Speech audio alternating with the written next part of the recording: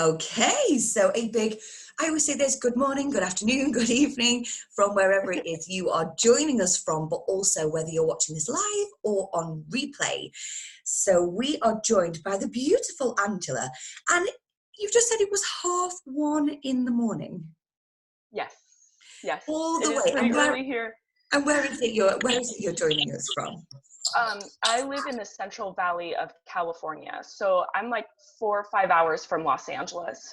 Wow, this is Yeah. just absolutely incredible. Well, thank you so much for giving up your time to be with us this morning, tonight. um, so we're going to I'm going to be handing it over to you very shortly, but we've actually got quite sort of similar backgrounds that I'd love for you to sort of share with the warriors. And the main sort of topic is around self-love and intuition. Which has been this month's theme, especially with it being Valentine's Day and Mhm. everything is just love. But we want to be tuning in, don't we? This is where we want to Right. be sort of coming from. So we have got the chat box. Can you see the chat box? Yes, I can. Yep. Awesome. So I'll sort of keep monitoring on this. Don't worry, if questions do come up, we can always jump on at the end and do a little Q&A or something. Okay. But Okay, yeah, perfect. Okay, so you want me to take it away? I'm going to hand it over to you. Let me Okay. get rid of my little mush. There we are. Okay. Hey, ladies. I hope you all are having a good morning or evening wherever you're from. I do want to tell you a little bit about myself before we get started, because I did not just fall into loving myself or having the ability to follow my intuition like at all. I did work in corporate for 5 years, and when I was working for corporate, like right at the top of my game, I was miserable, and I was functioning as being very depressed. And I had contemplated suicide a few times, and luckily nothing ever went through, and I never actually did any of that. But I was really miserable, and I started journaling. That's where like all of this started. I started picking up a journal and just started writing, what does peace within mean? What do I need to do to get this? And that's what I went searching for. What I did not expect to find was the ability to follow my intuition, be who I am now, and everything that came along with that. What I didn't ever expect during that time was that I did have a flashback of being molested as a child, and so that's when like all of my healing totally catapulted, and it really changed everything, and it made sense why I wasn't like connecting to my body. I didn't know how to trust myself. I didn't know how to trust other people. And I had actually stayed like in that shame for all of my life, because it totally made my decisions. I was totally plagued by it, and I didn't even have any idea. And so I started to heal it. I didn't start healing it actually until I was unexpectedly pregnant with my daughter, and I was not with the father of my child. And of course, that totally freaked me out. And so I started doing this healing, and I started to really come on the other side of it. But I didn't actually start to really love and accept myself until I was 3 months postpartum. And my ex was having his lawyers send me letters saying that my mental health was a concern and that I was unstable. And when you're a first time mom, you believe like your child could be taken from you. Well, at least in that situation, I totally thought she could be taken from me. I totally believed that. And I was like crying in the hall, holding her, and just thinking that she was going to be taken from me. And I had been in so much resistance about being a single mom, being in that situation, not being able to like get along with the father of my child. And I was just in so much resistance. And in that moment, I remember just being like, I have to accept this. I don't have a choice. And in everything, in that moment, everything changed. So I started accepting who I was. I started believing in myself. I started, everything about me like just totally changed in that moment. And I totally went from being in resistance to who I was to accepting myself and completely like loving myself. So it didn't happen. I didn't like wake up one morning and think that I'm just going to start loving myself today. It did not happen like that for me at all. It has always been a journey, and it was always something that I really struggled with. And so I just want to share that with you, because I know that we think that sometimes the people that come on, they seem like, oh well, it's easy, right? It's easy for them. It was not easy for me. It was totally something that I had to learn. And I want you to know like what the other side of it can look like, no matter what's happened in your life. So with all of that being said, I just wanted to give you that background so that you know that I understand the struggle of not being able to maybe fully accept yourself, or fully love yourself, or fully even being able to listen to your intuition. But through my experience and working through some of my clients, I have some things here for you that I want to share. I have some notes because I feel like it's really important. But also I want to share this stuff with you so that you can do it too, because it is totally possible no matter what it is that you've been through. And I'm going to touch base on self-care and self-love and following your intuition, because I think that they're all connected. And I think that they're all connected because you can't really have one without the other. And I didn't really understand this or know this actually until probably about a year ago, when I realized how important all three of them are and how much they go together. So for me, self-care is something that you want to do on a regular basis. And I mean a regular basis like daily, because self-care is something that is meant to keep you neutral. And what do I mean by neutral? It means that you are responding to life rather than reacting. Because no matter what happens, there are going to be things that come up in your life, and you want to be in a position to respond to it rather than react, because react means that we just do things out of emotions and triggers rather than doing things out of grace and what we're aligned with. So I think that self-care absolutely gives us that ability. And I think that when we are practicing self-care daily, it really puts us in a position to always respond to life. Now, that doesn't mean that we're always perfect at it, but it does put us in a much better position to respond to life rather than react. So whatever your self-care routine looks like, it is something that you want to do on a daily basis. I know that we struggle with time, especially as women, if we're moms and we're working and we have all this stuff going on, and it seems like it's impossible to put ourselves first, but it is one of the most important things that you can do for yourself, because I believe that it also makes you a better mom, a better wife, a partner, sister. It just makes you a better person all the way around, because you're giving to yourself first, and that happens with self-care. Self-love, I believe, is different than self-care, although that they are completely connected. But self-love is more of a journey. It is not a destination, and I believe that it's something that happens naturally.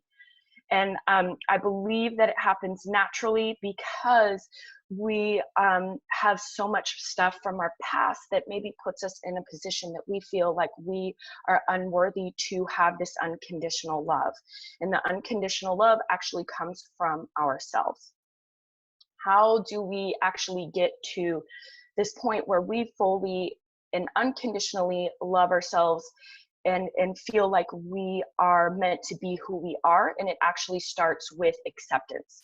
You want to be accepting of everything about you, the mistakes, the failures, the things that have happened in your past, the things that are happening now, even though that they're not the way that you want them to go. It all starts with acceptance. And acceptance may not necessarily be pretty, it may not necessarily be easy, but acceptance is the key to self-love, because self-love is all about being honest with yourself and really being able to look at yourself in the mirror and being able to embrace yourself as that person as you are right now. And that can be really hard. That can be a struggle. That's why I think that the first part of that starts with acceptance. If we can just get good at accepting everything about us, then that self-love comes in naturally. And it's not as dramatic as we would like it to be. It is more subtle, and you are more you're just more loving towards yourself.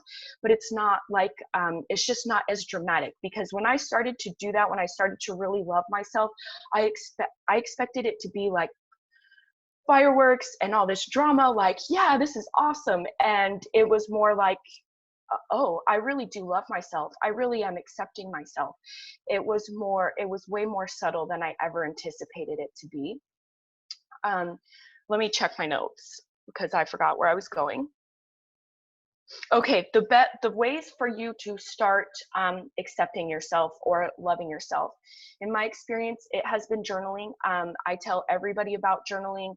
Journaling is the best way for you to have safe self-expression, and that's really what you're after, because safe self-expression allows you to release the emotions so that you're not keeping them in your body. You don't want to keep them in your body because it causes stress and it causes us to actually gain weight because we're holding on to those emotions, and I know that that's not what we want. So you want to make sure that you have a place where you can safely express your emotions, because it also helps you build trust and faith in yourself, because you can feel like you can express yourself without any type of judgment, and that's what that journaling creates. Another thing that you can do, and this is not the easiest thing that you can do, but it is definitely doable, and it is to heal from your past. A lot of the things that we do right now and keep in resistance to is because we are still living in our past, and we haven't necessarily healed it. Now, I know a lot of us don't want to do that because we fear the way that we are going to feel when we are healing our past. We don't ever necessarily relive the past to its full capacity that it was in, because we are no longer that person. We are no longer in that mindset, in those emotions. So it's not as dramatic as we think that it's going to be. However, when you face your past, you do come into the ability to accept yourself and to love yourself, because though your past no longer runs your life, it no longer has control over you, and you are totally in the moment and ready for the now. But I know that healing from your past isn't necessarily easy, but you can also start healing your past with journaling. And all you have to do is just write whatever you feel comes up, and just write until you feel like the emotions and everything are completely expressed. And because you can almost feel the emotions release from your body, and that's how you know that it's working. So journaling and healing from your past will absolutely create this acceptance and create this self-love. Now, you want to have self-care in place, and you want to be on this journey of self-love in order to follow your intuition, because following your intuition is really about the ability to follow your inner knowing.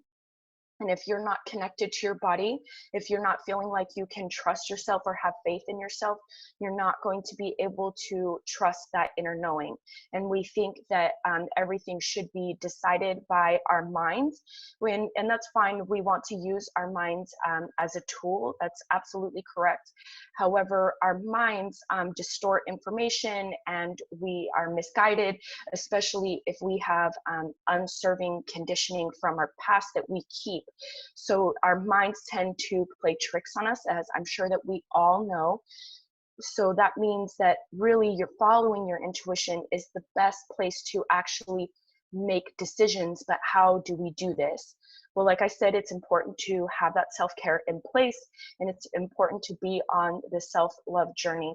But what you really want to start doing is you want to be aware of the way that your body reacts to certain questions or certain people or certain situations, because that is actually your inner knowing coming up.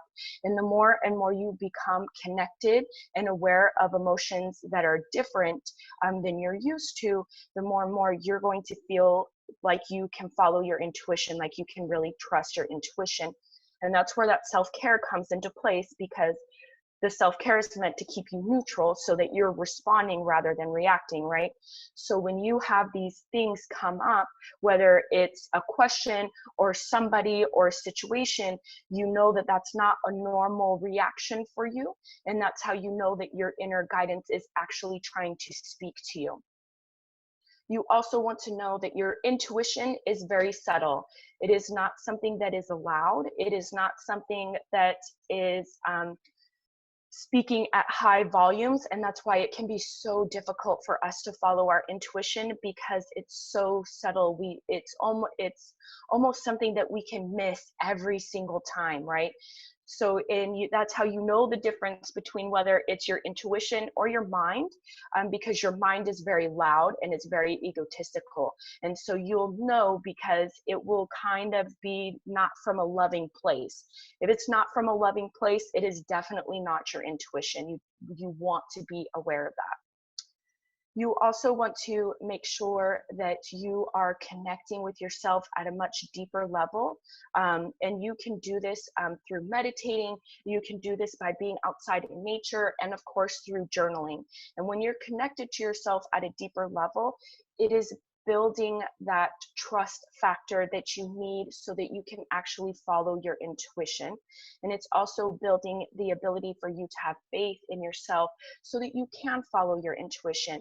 Some of us might actually feel like we hear our intuition, but we get so scared about following it because we don't know whether or not it's going to lead us down the right path. And it's because we lack that faith and trust in ourselves. And that's where that self-love comes into play, because when we are accepting and loving of ourselves, we actually we follow our intuition more, because we believe that we can do the things that we're meant to do.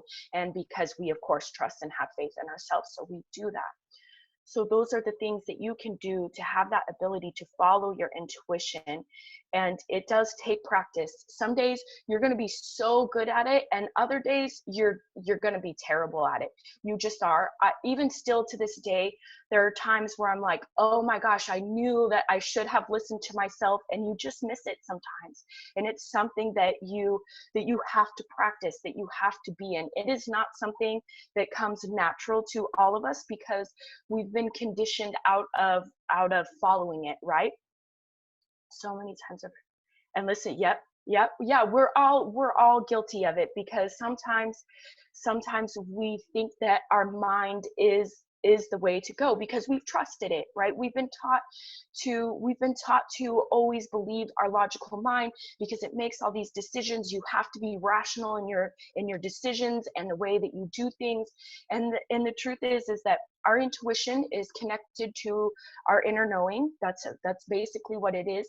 But that inner knowing actually leads us to our deepest desires, the things that we truly want in our lives. And that means that sometimes it's leading us to do things that are very uncomfortable. And so it makes us think twice about listening to our intuition. Like, do I really want to do this? Do I really want to say this? Is that really what I want to do? And so of course then your mind comes in and is like, well, you're supposed to be comfortable. You don't want to do that because that's scary. That's gonna, cause you to be anxious and feel these ways. And then you're like, oh no, I don't want to do this. And I often yes, Michelle, yes. Yes, I totally agree. And it happens all the time. Something just feels wrong. I've learned, yes, I agree. I've been the same way. It's something in your gut that you just know, and you have to start listening to it. Because whether or not we like to admit it, our intuition is right 100% of the time, every single time. And I don't know how it's possible, but it just is. Every day, almost. rationalize it and they think, no, I'm wrong. Yeah, your intuition's right. I wish that I had like some scientific information to back it up so that you could be like, yeah, we're definitely listening to my intuition always. But it's just something that is there. It's just always right. How do you know it's your gut and not your mind or self-sabotage? Okay, you know that it's your gut reaction because it is very soft and subtle, which makes it hard to listen to. But your mind will be very egotistical. It will try to convince you that you're not like, that's not right for you. It will try to be very loud and obnoxious and not coming from a loving place. Your intuition will always be soft and subtle and always very loving towards you. That's how you can tell the difference. And it's not okay, so that's good. Okay, it's not connected to self-sabotage, because your self-sabotage totally comes from your mind, and it's unfortunate that that's that way. We just totally have to learn how to control our mind instead of our minds controlling us. And we don't understand that until, much later on, when we realize that we've been a victim to our mind this whole time. And just because we've been trained to not listen to our intuition or our gut or our feelings, right? I don't know what it was like for you guys growing up, but when I was growing up, we were always told that, our feelings didn't matter. And when you hear that growing up, you totally tune out your inner knowing and your emotions and the things that we really should be learning to really listen and follow. But it's just because, we just pass on the cycles until we learn how to break those cycles. And that just means, that's how my mom grew up. And, there's nothing wrong with that. That's just what she learned. But I had to learn something different so that I could pass on something different, of course, to my child, because having that inner knowing is so important. And especially, I don't know if everybody runs a business, but if you are an entrepreneur, when you're following your intuition, it will save you, because there are going to be so many times where you question yourself and you just don't know, but that inner knowing knows. So you just keep marching to that drum, and you just keep marching, because it's almost delusional to see what you're seeing, because maybe not everybody else believes that. And so you just keep marching. And so following your intuition when you're running a business or you're working or anything is so powerful, because you have to be able to trust yourself. Because if you don't trust yourself, nobody else is going to trust yourself. I'm sorry, I have a little bit of a runny nose. Let me make sure that I got all my notes on here about following intuition, because I want to make sure that all of you have these takeaways, because I understand how complicated it can be to follow your intuition. So I want to make sure that I have everything.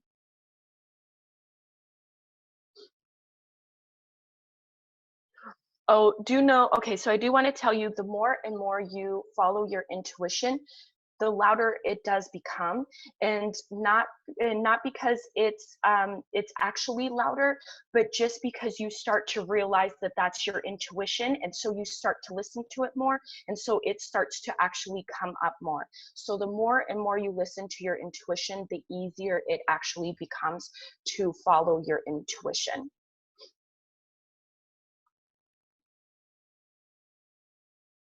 Another thing you want to do is always do or say what you thought first. Whatever is the first thing that came to mind, that is actually whatever the answer is, whatever you're supposed to do. It's that first thing. Like when someone asks you a question and you really want to say no, but you say yes, always say no, because that's your inner knowing coming up saying, hey, we don't really want to do this. So always go with the first thing that came up, because that is really your intuition coming up and letting you know, hey, this is really what you want to do. And that's actually helped me a lot, because I would just go with the first thing before my mind started to like try to talk me out of listening to that first thing. So that will actually help you as well, is always go with the first thing that you're going to say. Now, remember, before you speak to someone and it's the first thing that you're going to say, if it's like a heated conversation or if it's an uncomfortable conversation, if it's not coming from a place of love, then it wasn't your intuition. It means that there was some type of emotion or trigger there that makes you want to react and say the things that you're about to say. So when you do that, do make sure that you're coming from a place of love, because you don't want to say anything that is actually going to hurt you. When we say things to people that we want to take back later, it does hurt the other person, of course, but it's really because it actually hurts us. And so you want to make sure that you are saying things that are coming from a place of love when you are speaking to people. That is so important, because sometimes when we say the first things that we say, it's actually a trigger or an emotion, and we don't realize that. So always put that pause in place and make sure that you're coming from a place of love to better inherit. Oh, that's so good, Pauline. I'm glad to hear that. Because following your intuition is so important. I wish that I cannot express that enough. It's just so important. A knee-jerk reaction or self-sabotage manifests directly. You just know deep down inside what yes, I agree. You really do just know deep down inside what feels right. I totally agree. And that's why it is so important to have that self-care in place, because you know what your neutral normally is. And so what do I mean by neutral? It just means how you are like on a regular day, right? When you're I don't want to say you're not happy, but you're not sad. You are just feeling real cool, real chill. Maybe that's your neutral. It depends on who you are, really. But being able to know who you are at your neutral zone will help you be able to follow your intuition, because you can connect into your feelings quicker. Yes, grounded. It feels like almost like you're grounded into like who you are. That's exactly the best way to put it. I like that. Okay, let me see. I want to make sure I get everything in here. We talked about journal. Okay, so I want to talk about a little bit more about journaling and your intuition. Journaling will help you connect to your intuition, because it will lead you into this guidance. So if there's something there that came up that you want to write about, that's actually your intuition letting you know that whatever it is that you're writing about, there's a message in that journaling that is going on. There's a message that you need to hear, that you need to work through, that you need to understand. And that's actually how you can get it to express in a more clear manner. If you're really struggling with the ability to follow your intuition, you can do it through journaling. I understand that journaling is not for everybody. I totally get that. Can it be typed? Or does it have to be written to be more effective? So I was just talking to a client about this, and people do like to type. I do feel like it depends. If you can and here's how you know.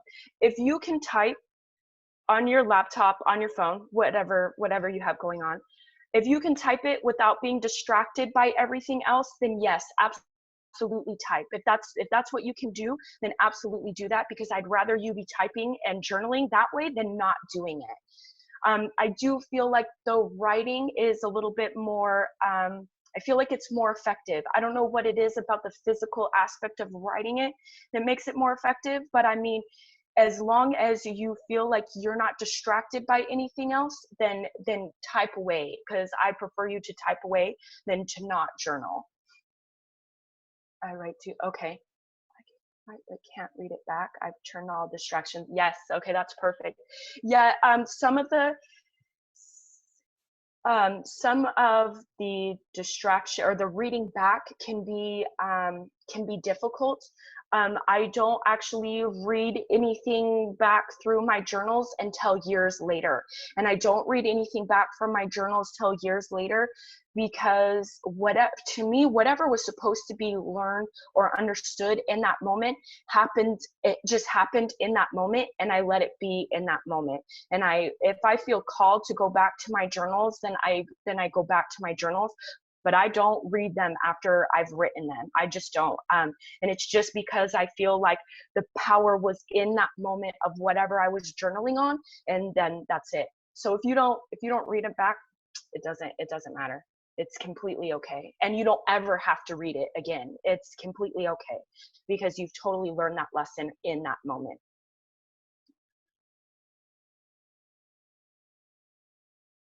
Yes, you do want to make sure that you find your neutral. It is important. We actually don't realize that we aren't aware of our neutral until we realize that we're kind of in this place where how am I really? And not to get off on a tangent, and I am. It's because a lot of us actually pick up other people's stuff, whether it's mentally or emotionally, spiritually, physically, and we don't even know it. And so we don't even know what our neutral is until we're constantly putting that self-care into place. That's why that self-care is so important, because it really does help you stay neutral so that you are responding.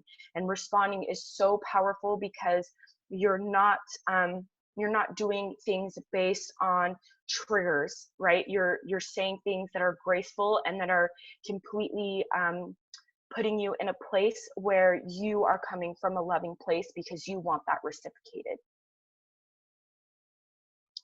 Let's see. I think I have everything on following your intuition. Do we have any more questions on following intuition or anything that I've talked about? Hi guys. I thought, oh my God, I've just been sat making so many notes. Oh, good. I'm glad to hear that. Honestly, that was just, let me start my little video.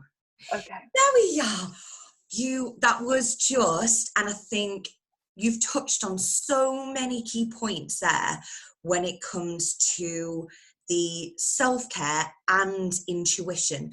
Those two together, they just go hand in hand, don't they? Mm-hmm. Yes. Whereas it isn't something that kind of gets talked about that much. It's a lot about self-love, self-care, have a bubble bath, do this. But actually, the more self-care that you practice daily, the more that you fall in love with yourself, the louder that, it's like a whisper, isn't it, from the gut? Mm-hmm. And yes. the louder that gets. What I think is so fantastic for everyone to take away is the power of the free-flowing journaling. Mm-hmm. Just having a safe space to just let that flow. And I mean, you're an absolute testament to what the results are from that. And it kind of made me reflect a little bit. And I'm going to go and dig some of my journals out from like the last few years. I'm very similar in terms of when I'm doing an exercise, I'll do it like whether it's a moon ritual or a release technique, I will read it and all of that lot. But actually, I used to just write and then bam, shut the book and then off you go. Mm-hmm. And I would love to know what's in there. It's like, yeah.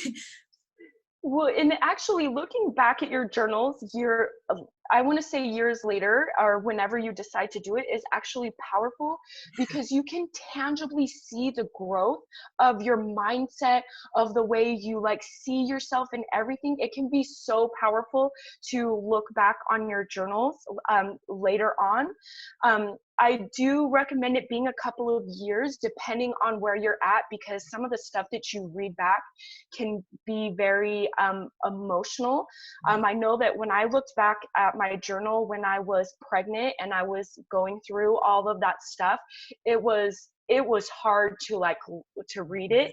And now I feel like I would be more comfortable looking at it. But when I looked at it then, I was like, I was not ready to look at it. It's so true. I think there'll almost be like chapters in your life, isn't there? I think one of the prominent things when I used to do a lot of journaling, and then I started to almost go through a stage of surrendering, like just constantly writing every single day, I surrender, guide me, use me. And it's like you can go through these different stages in your life, can't you? But it's so powerful to just get it down on paper, close it, and then it's like, right, off to the shops or off Yeah. with the client, and it's crazy, isn't it? But I think you mentioned as well how powerful it is for healing from the past. And I think it's safe to say that all of us at some point have no doubt still got some, I call it like luggage that we carry around with us. So is that something that if you were to sort of like recommend to the warriors, like today, tonight, one thing that would be really powerful for them to do would be to, if they're new to it, try it. If it's something that they have already done or often do, to listen to their intuition and just free flow, just let that go. Yes. Yeah. The journaling will help you with all of that. It will help you heal from the past. It will help you follow your intuition more. It will help you love yourself more. And if you are worried about time or the ability to just write, seriously, write in your journal. I don't know what to write. I don't know what to write. I don't know what to write. I don't know what to write. And I promise you something will come up. I spent years journaling. I've been journaling for a long time. I did it when I was 12 and journaled for a long time, and then I stopped. But I even just a couple of days ago, I was like, I'm just journaling. I don't know what to write. I don't know what to write. And then all of a sudden something pops up and it's like, all right, I guess that's what we're going to write about. So just allow yourself to just be in that moment. And it's cool that you don't know how to write, or that you don't know what to write. Nothing has to be in order. Nothing has to make any sense, not even to you. Okay, it doesn't matter. And if you're really worried about time, or you block time and you need to fit things in a very specific time, set a timer. Set a timer on your phone or on the microwave if you don't want to have your phone in the room so that you're not distracted, or however you decide to do it.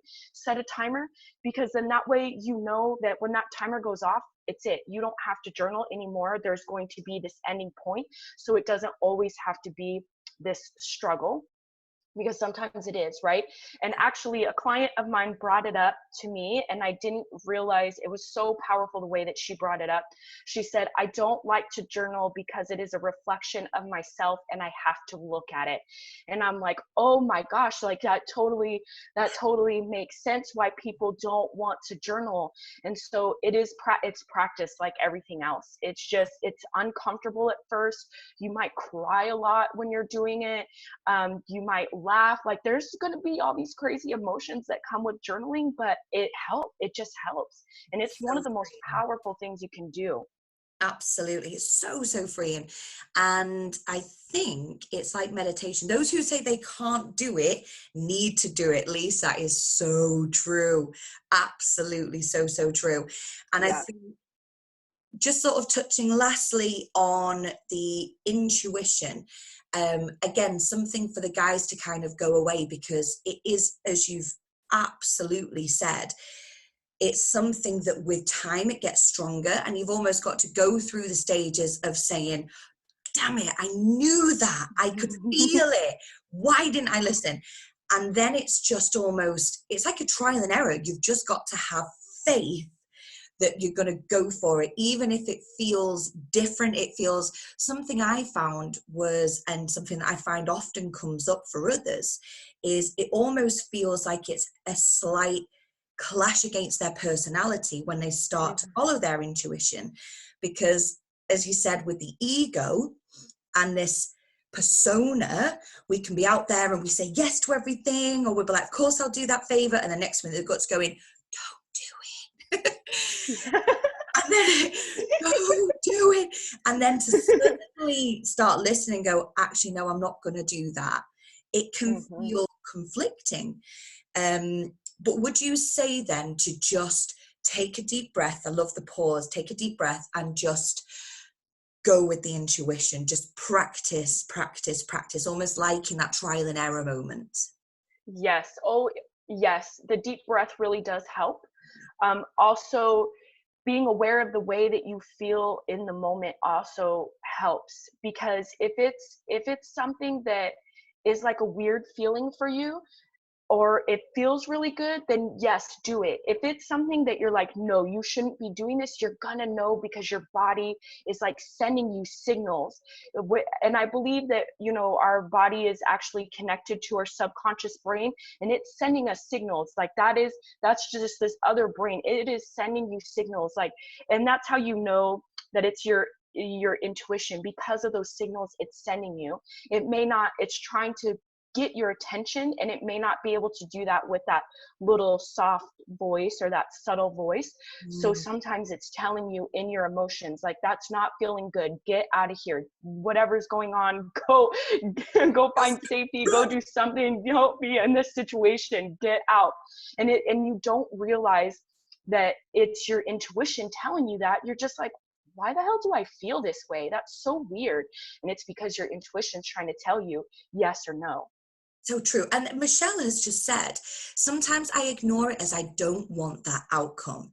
Mm-hmm.